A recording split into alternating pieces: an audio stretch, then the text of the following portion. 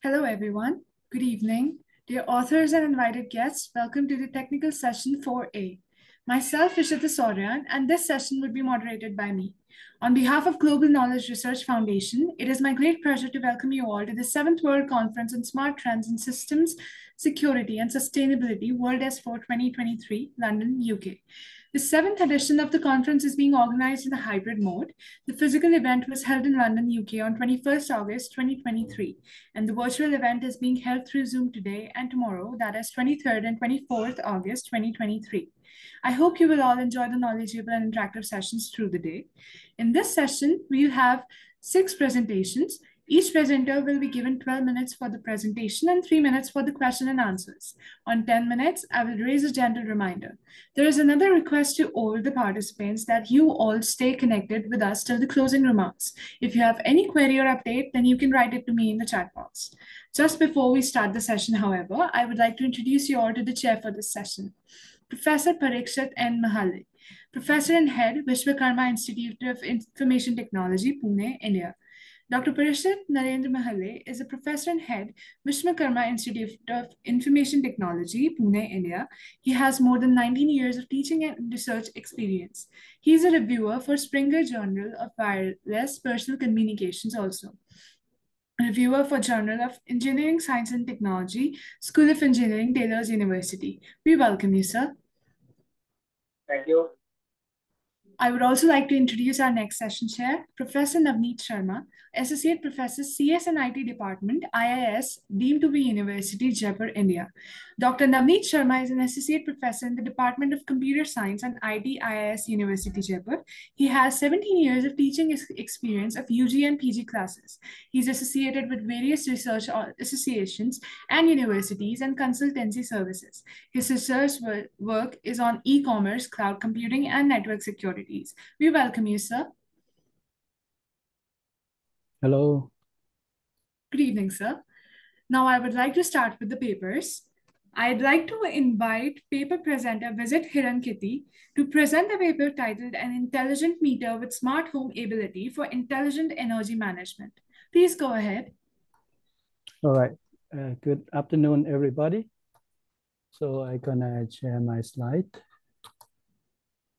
Let me start. Sorry. Right. So I can control my slide properly. I may leave on the left-hand side so that should I make it full screen?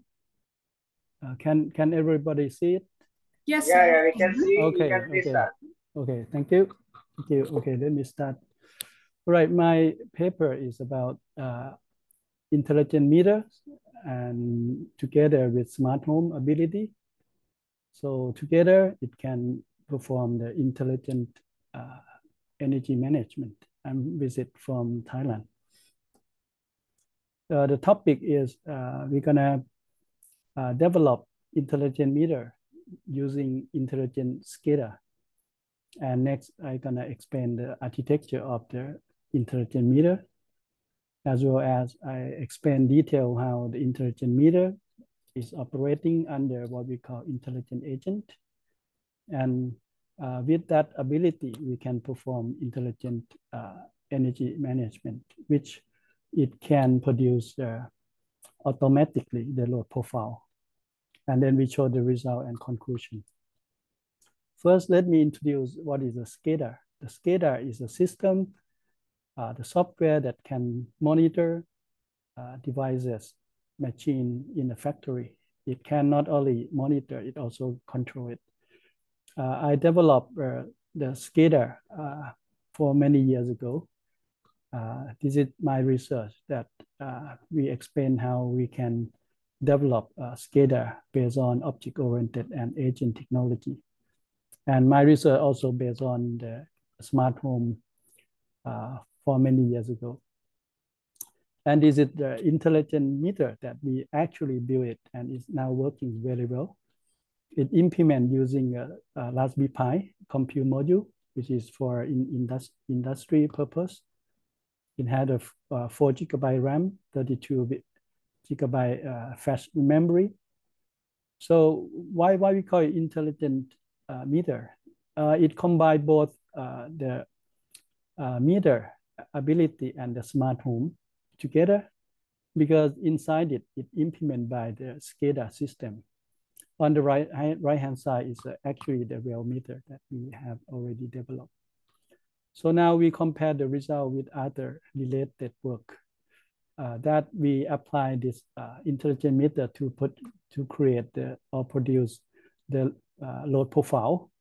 And the load profile that we produce is more precise than other work.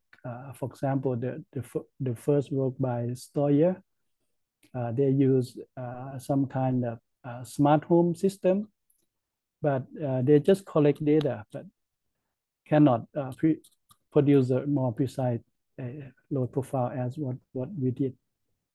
As well as the second paper, they use some simulation technique or probability technique, which just try to make a guess in order to produce the load profile, which our intelligent meter can be better on than both research papers. What is the functionality of this intelligent meter? Of course, it's gonna work like a SCADA. It acquires information or the state of the machine. And then it can also control the smart home appliance. It has a real-time database so that it can store the state of those devices. Not only that, it can reason about the state and use the state to be able to control according to some rule that we predefine. It can warn the user when it behaves badly according to the rule that we define, so that it's gonna apply it. Here is the architecture of our SCADA as well as the intelligent meters. So on the left-hand side is what we call worker. The worker is their program, Python program that communicate with devices. In this case, we have a meter measurement sensor together with the home appliance. The data would be fed in to the worker, and it will be stored, or it will be acquired and stored in the real-time database. That is, we use Redis. And Redis will be subscribed and then issue all this data in real time into the web client, which is the JavaScript and HTML. So our SCADA system is a web-based system. For the web server side, it just implement the agent program. So this is detail. I think I already explained it. So the framework of the agent consists of system, observer, the state database, the rule that I just mentioned. For the system, we have to, this is the step of how the agent operates. The user have to define what the system is and have to add the devices to the system. And in this case, we have the current sensor, we have the home appliance. So we add this device and tags so that data can be acquired.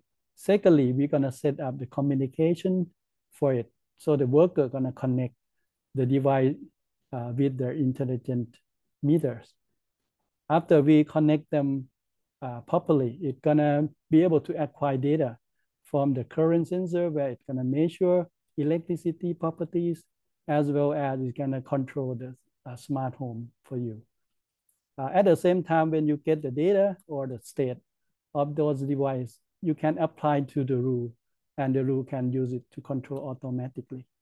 And this process gonna repeat itself on the third step again. Here is a summary.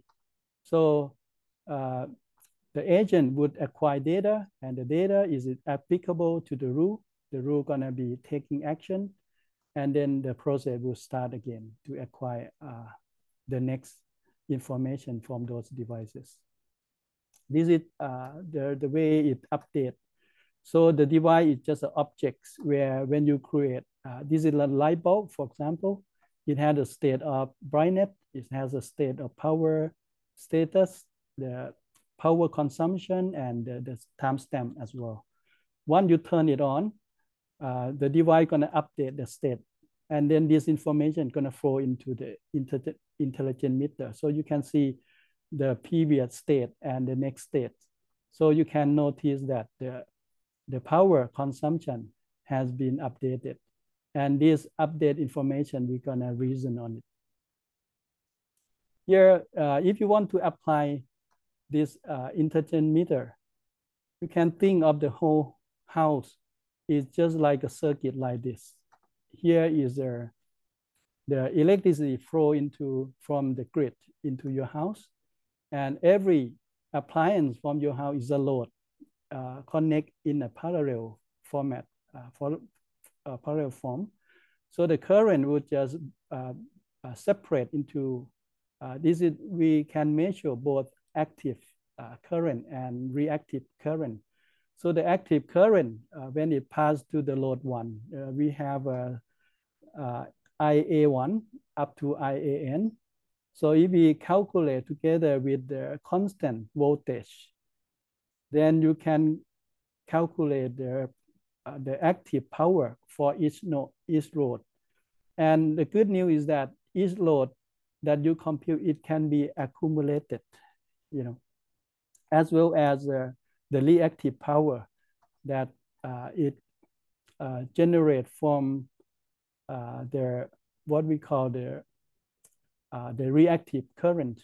So we can compute Q, and we can calculate the reactive power on each of this load. So by this fact, we can use our intelligent meter that work together with smart home to measure each activity of each device. For example, when we turn it on, we can know by using a smart meter to measure the power consumption. You can see that when it turn on, or this is the television, when it turn on to be standby, it consumes 0.006 watt hour. And when you turn it on, it's gonna be 0.114 watt hour. And because of that, you can see that when we perform any activity on each device, for example, this one we set device A to perform activity, so we can measure the active power. And when we turn on another device, it's gonna be another. We can measure the summation of it, So the power that it consumes is gonna keep accumulated. So you can see something like this from our intelligent meter. For example, this one maybe what is a light bulb. The green one is gonna be another light bulb. I think television is the purple one. If you add them up, you're gonna see that the total power is the red one, So by doing something like the graph that I show you, we can produce what we call activity graph. And we can also create the pie graph that show the proportion of the power that consumed by each of the device, both the active and reactive. And altogether, we can use that information to produce what we call the load profile. That means for each of the home appliance, we can itemize the energy that each device that consume. For example, the Dyson fan had been used for 24 hours. The normal fan just be used only 13 hours with different activities. But altogether, they consume the whole power on the whole month. For example, you're gonna be able to itemize your home energy usage, can be itemized into each of these power that consumed by each of the home appliance. So we come to the conclusion that by combining smart meter and smart home, we can put this information together, and then we can monitor the activity as well as the energy consumption, so that give you a benefit of something like the intelligent energy management in terms of, this is the first example, you can generate the load profile from it. Okay, thank you for listening. Thank you, sir. We like to go forward with questions. Any questions, anyone? Please go Can ahead, you hear sir. me? Yeah. Yes. Can you hear me? Yeah. So just I have a fundamental question. In what sense you are calling this as an intelligent metering system? I cannot hear it properly. I think that the sound is just. Can you hear me now? Can you hear me? Yeah, but it's not clear. Not quite clear. Yeah, my question is, the entire architecture which you have presented, where is the intelligence incorporated? Can you go to the architecture slide? Oh, I see. Okay. You mean the SCADA one? Okay. Yeah. Right. So in the architecture slide, at which block you are saying that there is an intelligence? Yeah, the log is in what we call historical database. We. Okay. Okay. And what is the platform you are used for implementation? This one we develop it ourselves, so we use Python to develop with the whole thing. Python. Yeah, is a Django framework of Python, because I think Django has ability of real-time web application. Yeah. Right. Thank you. I have one question. Am I audible? Yes, sir. Yes, sir. You are audible. Yeah. Is there any load balancing mechanism is there in your framework? What is load balancing, or what? Or what? The energy load balancing. If there are multiple No. devices. We just monitor it. We just let people use it. But we're gonna think of maybe in the future that we can remind people that which devices have been used too heavy, or tell them that okay, you should balance the way you deploy the device. For example, on some peak time, you can tell them that if you use too many appliance at the same time, you will pay more price or something, higher price. You could tell them to reschedule it. So this is quite early research, that because we just got the idea that we should combine them, and then we start to explore the first kind of example of the energy management. But I think we're gonna go further. Okay, thank you. Thank you, sir. We'd like to proceed with the next paper. I'd like to invite paper presenter Gaurav Kumawat to present his paper titled Cervical Cancer Prediction Using Machine Learning Techniques. Please go ahead, sir.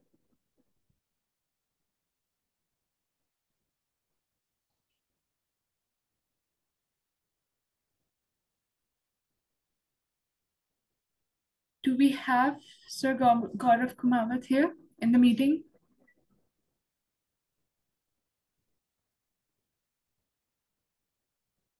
It seems he is not present.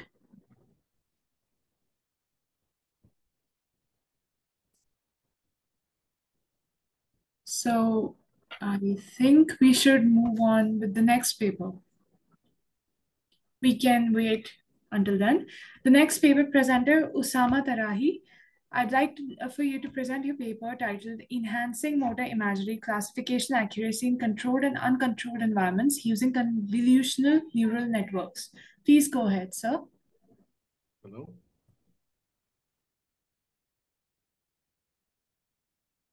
Can you see the screen? Yes, sir, it is visible. Okay. Hello, everyone. My name is Tarahi Osama. I'm a PhD student from the Laboratory of Metrology and Information Processing in the Faculty of Sciences of the Ibn Zahra University, Agadir, Morocco. I'm delighted today to present to you our work entitled Enhancing Motor Imagery Classification Accuracy in Controlled and Uncontrolled Environments using Convolutional Neural Networks. In this presentation, we're going to explore the notion of brain-computer interface. We're going to investigate the motor imagery paradigm as well as the motor imagery under distraction dataset. Afterwards, we're going to examine the proposed CNN model, as well as the training strategy. And finally, we're going to present the obtained results. A brain-computer interface simply is a technology that enables the user to communicate with its environment by controlling external devices using only his brain signals. It's a direct link between the brain and the external device, with no need to any peripheral nerves or muscles. These technologies are very beneficial to people that are suffering from motor disabilities, where it can provide a degree of autonomy to navigate, to communicate, or to do certain actions. There are several PCI applications to control, for instance, a robotic arm, a prosthetic body part, a wheelchair, computer, a phone, and the list goes on. A brain-computer interface consists of 5 main blocks. The first one is the acquisition block, where we record the EEG signals of the user using an EEG cap that contains several electrodes placed on specific locations on the scalp. Secondly, we have the pre-processing block, where we remove the artifacts and the noises to enhance the quality of the signal. Thirdly, we have the feature extraction block, where we transform the pre-processed data into a more relevant, informative, and representative features. Fourthly, we have the classification block, where we assign a class to the data based on the extracted features using a machine learning classification algorithm. Finally, we have the application block, where we may take the made decision from the previous block as a control signal to command a given device. In this study, we focused on 2 blocks, which are the feature extraction and the classification blocks. There are several paradigms in the field of PCIs, such as, for example, the SSVEP, the P300, the ERP, and the motor imagery. In this study, we are working under the motor imagery paradigm, in which the participants are requested to imagine performing certain motor actions. This paradigm relies on self-generated brain signals independently of any external stimulation to control a given device spontaneously.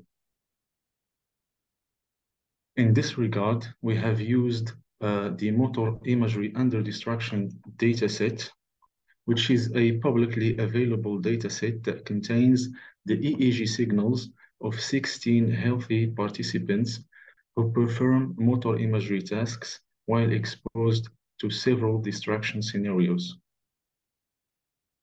In this dataset, we have 6 scenarios. The first one is called the clean, because it's clear of any type of distractions and serves as a reference for the rest of the scenarios. The rest of the scenarios each contains a type of distraction. However, it is worth mentioning that the scenario called numbers is the most difficult scenario, where the participants are requested to look around the room, searching for a particular specific letter or number while performing the imagination. Now, this scenario contaminates the EEG signal with muscular artifacts originating from the head movements. Now, it is known that deep learning has actually revolutionized several research fields such as image classification, object detection, medical diagnosis, and the list goes on. Convolutional neural networks are one of the finest deep learning models out there. Therefore, in our study, we have used a simple yet efficient convolutional neural network that contains 3 main blocks: the convolutional block, the pooling block in the fully connected block. In our experiment, we have used the raw EEG time series signals as an input. The input is then fed to the network, where the convolutional block extracts the temporal and the spatial features, while the pooling block reduces the dimensionality of the feature maps, while regarding and preserving the most important features. After these two blocks, we get the extracted features that are being flattened and fed to the fully connected line to be classified, of course. At the end of the network, we get a prediction that tells us to which class belongs the EEG data at the input. In our experiment, we have adopted the following strategy. Firstly, we didn't use any pre-processing procedures to eliminate noises and artifacts. Instead, we have used the raw EEG data. Secondly, we didn't use any time frequency transformations to convert the EEG time series into a 2D images. We did not use any handcrafted features, and we didn't use any subject-specific analysis before the training process. Also, no manual intervention was needed because the training process is a fully automatic process from end to end. We also used several techniques to optimally train our network, such as the Adam optimizer, the batch normalization technique, the dropout technique, and we also used the cropping technique as a data augmentation technique to avoid as much as possible the overfitting problem.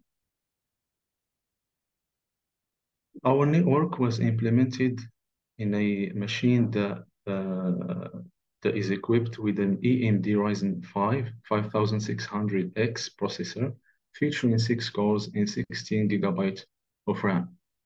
In order to accelerate the training process, we have leveraged the computing power of an NVIDIA 3060 RTX GPU. These are the following is the obtained results from our network. After the training process, we have evaluated our network on the test data, and the picture depicts the obtained accuracy from our network across the 6 scenarios in the green color. The blue color represents the obtained accuracy of a baseline method that is commonly used in the motor imagery classification and is called common spatial pattern combined with regularized linear discriminant analysis. From the picture, we can say that our network has achieved a good overall accuracy, not only on the clean scenario that is empty of any type of distractions, but also on the scenarios that involve distraction factors. We can also say that our network has successfully surpassed the baseline method in 5 out of 6 scenarios, and that our network has the best overall classification performance on this dataset. We can also observe that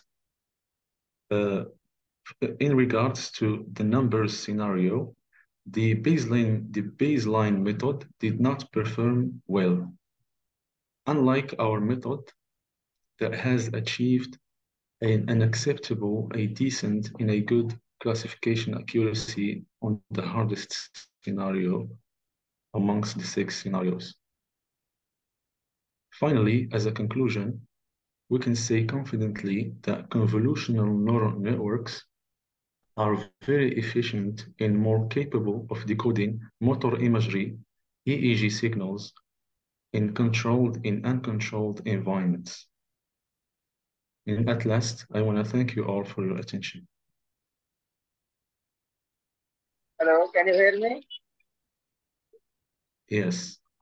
Yeah, I have just one small question. What do you mean by controlled and uncontrolled environment? Sorry? Can you give me example of controlled and uncontrolled environment? Okay, yes. Controlled environment means, for example, in the lab, where is a minimization of noises. There is a Faraday cage to prevent the interference with the outside world. Okay? For instance, there is no noise, there is no sounds, there is no voices, there is no movement. The subject or the participants is sitting on a comfortable armchair without any movement. Okay? So that's a controlled environment. However, if there is noises, if there is distraction factors, that is an uncontrolled environment. Okay, thank you. You're welcome. Thank you, sir. Since we seem to have no questions, we'd like to move on. Thank you for your presentation. I'd like Thank to you very invite much. the next presenter, Victor Hugo, to present the paper titled Knowledge Management Model Focused on Organizational Sustainable Development. Please go ahead, sir. Okay. Good afternoon.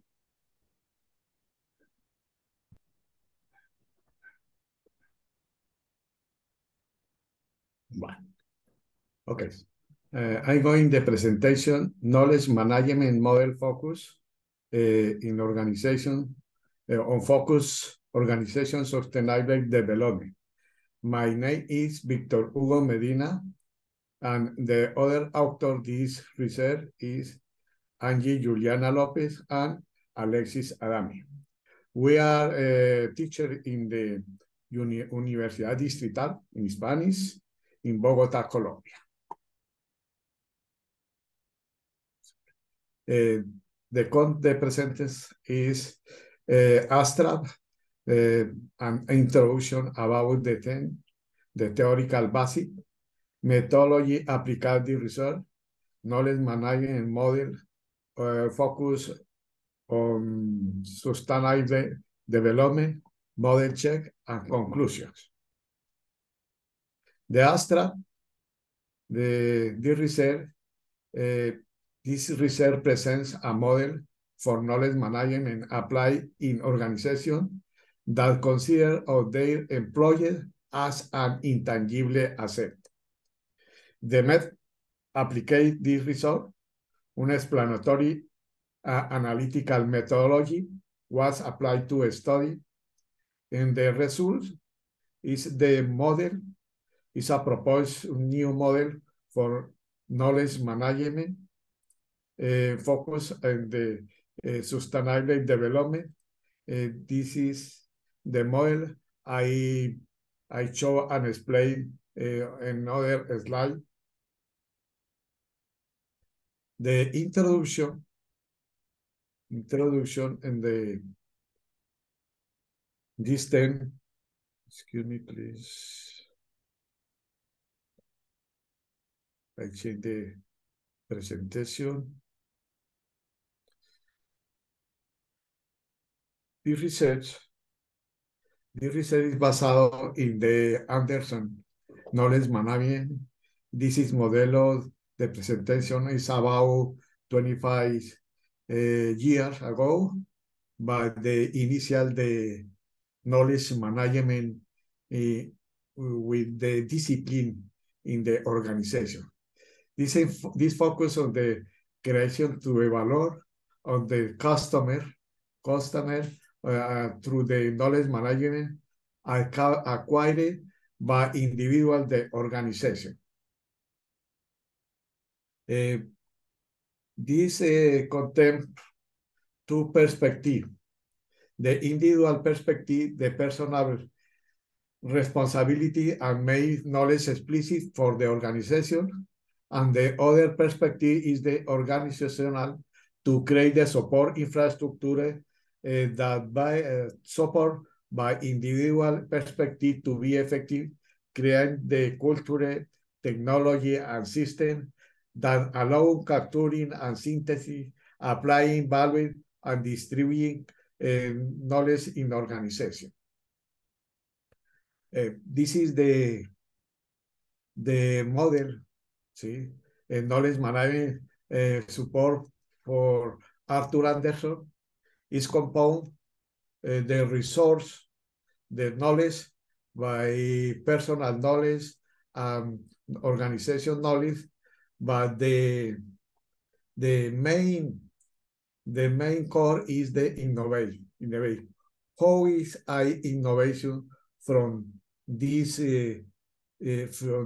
two resources is support by the cycle or life cycle, the experience, learning, creative, and chart.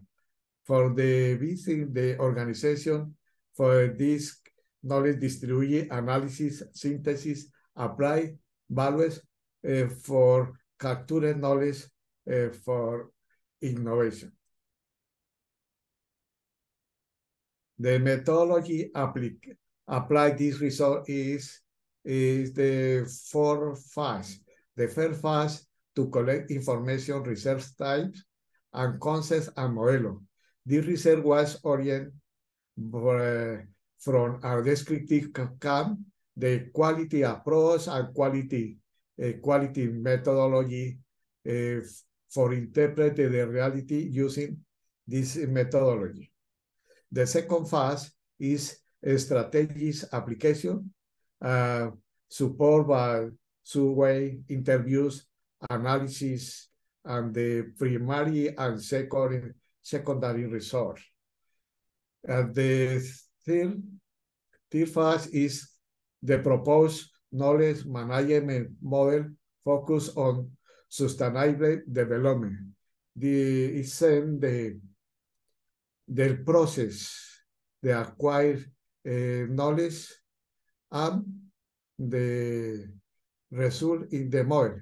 This is a slide, so this is a figure I explain in following slide. The four phase is knowledge management model check. This is support by simulation with flexing software. This is the show the map, and I explain in other slide. The knowledge management focus on sustainable development is based in two sources. First is the process with a sustainable perspective. The knowledge management, see, the knowledge management is necessary, the knowledge appropriation, and after knowledge application. And this is knowledge application. I have innovation. The innovation is for development of sustainability, and the innovation también is also in the sustainable, but the development is satisfy one current need and ability to say a future need. This feedback to knowledge management. The other sun model is sustainable in the feedback for ability to say a future need and the knowledge management. This is a process. Support, but the process is the presentation, the model. The model is similar to the Anderson. In the application, but the variables is different, but the model principal is compound, or there are knowledge management model is compound, for three components. The first component is about the resource or knowledge resource. And the second component is the facilitator or mechanisms for action, the distribute or transfer the knowledge. And the third component is the metrics. What in the indicators for compound or affect this knowledge. This is the first components.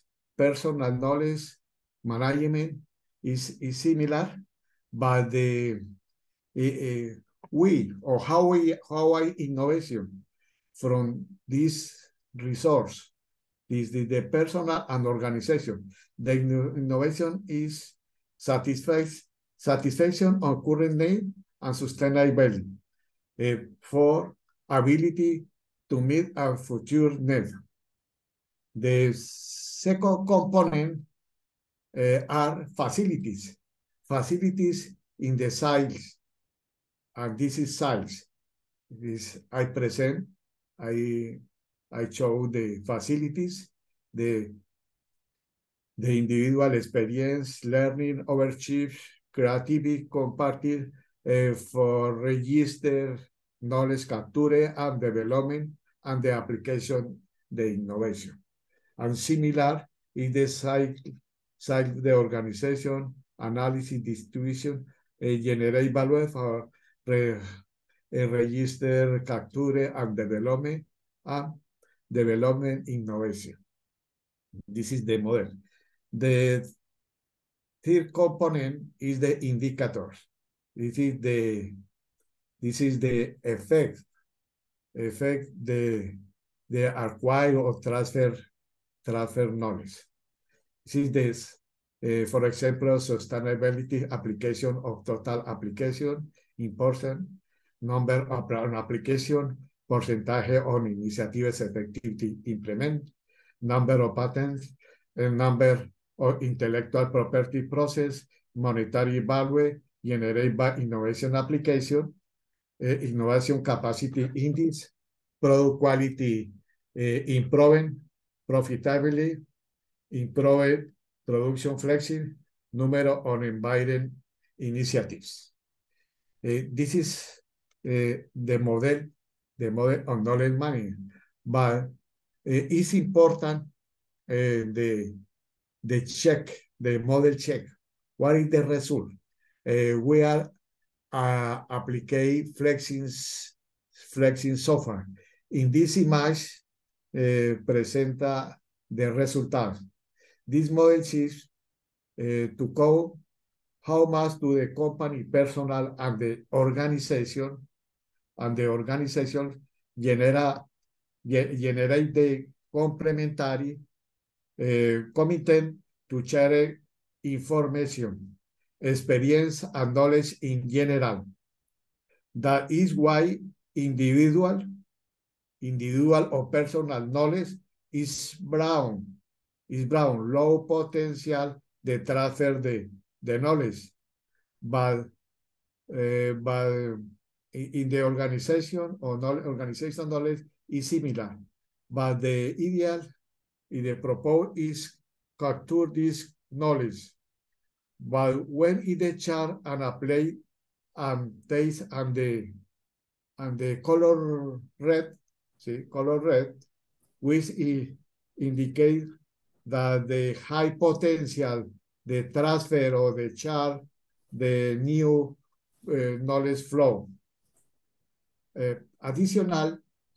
Additionality, there is a great possibility that the particular system to be applied might need adaptation and an adaptation due to the particular characteristics of each system. This clarification in order to better package the nature of the system. In conclusion, is applied at different organized time. The conclusions, this result is rise employing awareness of the importance on implementing a knowledge management model. Other conclusion, incorporated in the organization culture and the chart the knowledge management model based in the learning and communication. In addition to following and monitoring complementary with proposed facts. And finally, the conclusion, the important process behind this model is to be able to generate at the application other tests in under the parameters are already described about in order to generate the adaptation is or the establish the fact or the effect the functionality del model. And finally, in addition to display a similar is aplicado as a check, but it's necessary use other model de testing or other the address or spectrum. For example, application de survey, application de interview, application de prototype in the independent the organization. This is a bibliography. Thank you for your attention.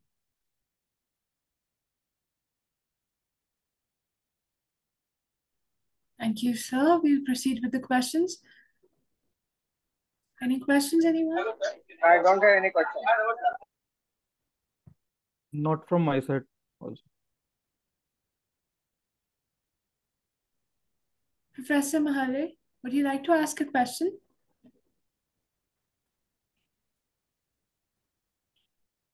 No question from my side. Okay, so it seems we don't have questions. Thank you so much, Victor, sir, for your presentation. We'll be moving ahead with the next presenter. I'd like to call Nidhi Sheth to present her paper on Netra, a revolutionary navigation aid for the visually impaired.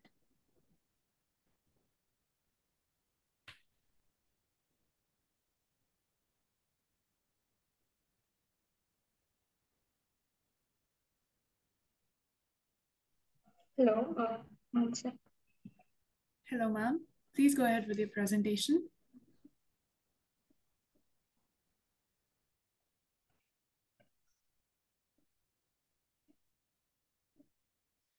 Good afternoon, panel members. I'm Nidhi. I'm here to present my paper titled Netra, a revolutionary navigation aid for the visually impaired. I'm here with my teammates Avantika, Adarsh, and Kiran. It's known that an estimated of 4.95 million people are blind in India, which constitutes to 0.36% of the total population. And one of the leading causes for the same is cataract and refractive index. Blindness is also one of the major reasons for mobility impairment. And these are the following reasons. The normal white canes that are available, they are only helpful for a person to move around in known places, and it narrows down their ability to navigate to unfamiliar surroundings. Even though smart canes are available, they aren't trained on Indian conditions, and they are quite expensive, which is not affordable to quite a few people. So we have developed our smart cane Netra to improve the outdoor mobility in visually impaired people. Netra is affordable, it's easy to carry around, it's scalable, and it's suitable for Indian conditions. As you can see here, there are pictures that show the stark difference between the road conditions in Indian and foreign environments. So Netra has the following features.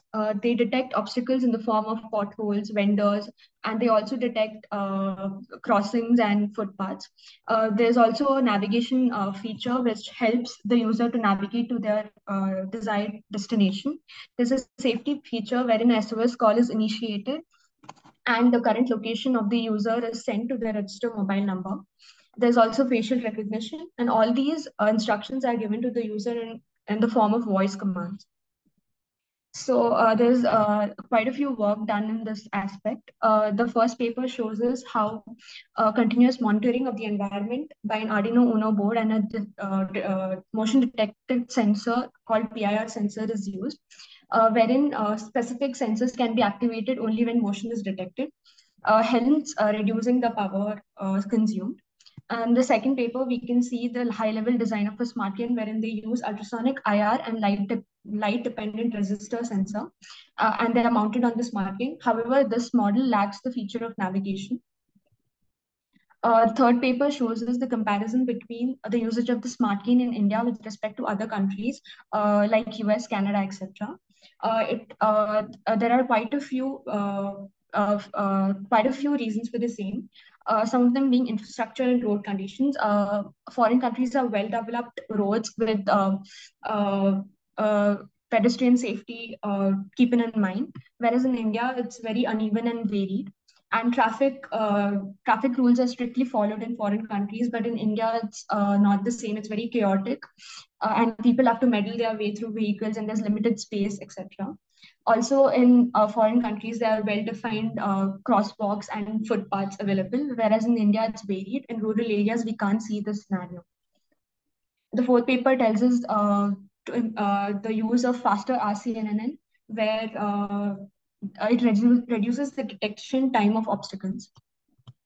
There are existing products too, some of them being audio navigation system, where a person has to specify their destination in the form of voice commands, and this navigation system will guide the blind person along the path by providing audio navigation assistance to reach the desired destination. There are also smart glasses, which is a combination of cameras, sensors, and artificial intelligence. Here, audio and haptic feedback is given to the wearer, allowing them to better understand and navigate the environment. The most popular smart cane existing is WeWalk. It has features like GPS, voice assistance, SOS call, public transport, obstacle detection, etc. The main drawback here is it's very pricey and it's not for Indian conditions. For our obstacle detection module, we make use of COCO dataset. It's a large-scale object detection dataset. It comprises of over 123,000 images and 81 classes. You can see a glimpse of the COCO dataset in the slide. And however, the objects or labels we need, like footpaths, crosswalks, potholes, are not available here, for which we have built our own dataset called the Netra dataset. It consists of 27,000 images and 40,000 annotations. It has labels like footpaths, potholes, stray animals, pedestrians, bus, cars, etc. And we merged this Netra dataset and the COCO dataset in order to train our model. Components used in our smart cane, there's an image sensor module called the IBS smart camera. It captures the live feed video. And we have an ultrasonic sensor which beeps whenever an obstacle comes within the specified safety range. So we have image sensors at two places. One is at the ground level, which is mounted on the smart cane. It detects potholes, stray vendors in the footpath, etc. Whereas at pocket level, we make use of the mobile camera of the user. Here it's at deep sleep, and it's activated only when it's required. That is where there is crowded places or when the person has to use public transport, etc. And for the safety feature, we also have a SOS call feature, for which we need a GPS and GSM module. So for the proposed methodology, we have built our custom Netra dataset and combined it with the COCO dataset. The sensor on the smart cane, the image sensor on the smart cane is integrated with the mobile camera of the user whenever needed, and obstacle detection is achieved with the same. This YOLO model is integrated with the mobile, and audio instructions are given to the user. The high-level design looks like this. Live feed video from the image sensor is fed to the pre-trained model, which is trained on our Netra dataset and COCO dataset. And obstacle detection and distance calculation is achieved. This is translated into instructions, and that's given in the form of voice commands to the user. And to see the navigation part of it, we have Google API, which helps in GPS navigation of the user. Models and tech stacks used. We have used Tau Toolkit, which is by NVIDIA, to merge our datasets. We have ONNX YOLO model. ONNX is an open neural network exchange, and it is built to make moving models between different deep learning frameworks and hardware platforms easier. And for the mobile application, we make use of Flower API. It's basically used to run YOLO model on a device which has a low processing power. And we have a Flutter framework for building our application.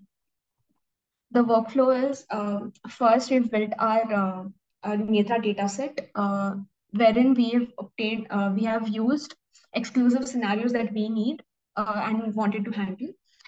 Then we've used the Tau toolkit to merge it with the Coco dataset. Then we have made use of a curriculum learning approach, which is basically we've trained our YOLO V7 model on the dataset. Then we collect input video from the image sensors, and the algorithm generates instructions in the form of audio messages to the user. And the instructions that are generated as text is converted to the speech and given to the user. And if the user wants to navigate to a specific location, we make use of the Google API to provide relevant instructions. And we provide the user with the most optimum and safest path.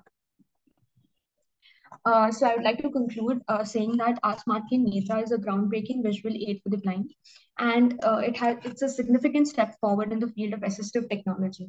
And with its advanced obstacle detection and navigation capabilities, it has transformed the lives of countless individuals. Also, it has lower cost, and it's tailored training on Indian conditions. And also our Netra dataset is available open source. Hence, it can also facilitate continuance of refining and expanding the capabilities of Netra. Thank you. Thank you, Nidhi. You'll be proceeding with the questions. Questions, anyone? Yeah, I have just one question. What do you mean by faster RCNN? It's just a CNN model, but it's enhanced in order to detect the obstacles faster. Okay, it's a regional CNN. Is there any security concern towards this framework? No. Okay. Have you implemented any or included any security measure in this device? In the mobile application, the person has to log in and fill in their details. So yeah. Okay. That's from my side. Thank you. Thank you, Nidhi. Since there are no more questions, I'd like to move on with the next presenter. I would like to invite Ishaya Gambo to please present their paper titled Towards a Framework for Improving Quality of User-Centered Services in Socio-Technical Systems, a case study of airport system. Please go ahead, sir.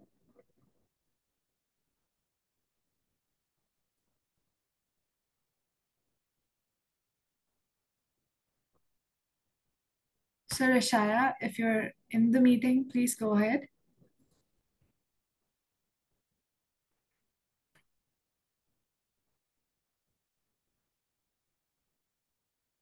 It seems we don't have him in the meeting.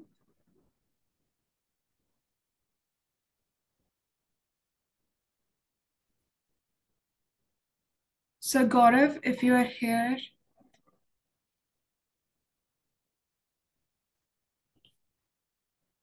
Professor Mahalle, Professor Navneet, since it seems we don't have two of our presenters, the meeting will be coming to a conclusion. I sincerely thank our authors for the excellent presentation, contribution in this session, and all our participants for being a part of this international conference. I hope this session was informative enough. We, on behalf of the whole team, thank you for the support during this 7th version and all the previous 6th versions of the conference. We will be happy to have you in the 8th version in 2024. All the presenters would be getting their digital certificates through email within 2 working days. Furthermore, all the papers have been already forwarded to the Springer. The publication will be live within 6 months. Kindly cooperate with the team of WS4. I also thank our session chair, Professor Parikshit N. Mahalle, for chairing the session. A token of appreciation on behalf of Team WS4 2023 and Global Knowledge Research Foundation partners. I'd also like to thank our session chair, Dr. Navneet Sharma, for your valuable presence. Thank you, sir. Thank you so much. Thank you for giving this opportunity to me also. you. Thank you, GR Foundation. Dear all, I kindly request you all to turn on the camera for a quick snapshot of the virtual conference. Please turn on your camera.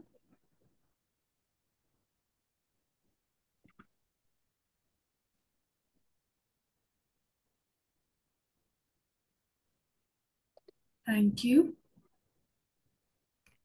Thank you, everyone. That was it. Stay safe and take care. Goodbye.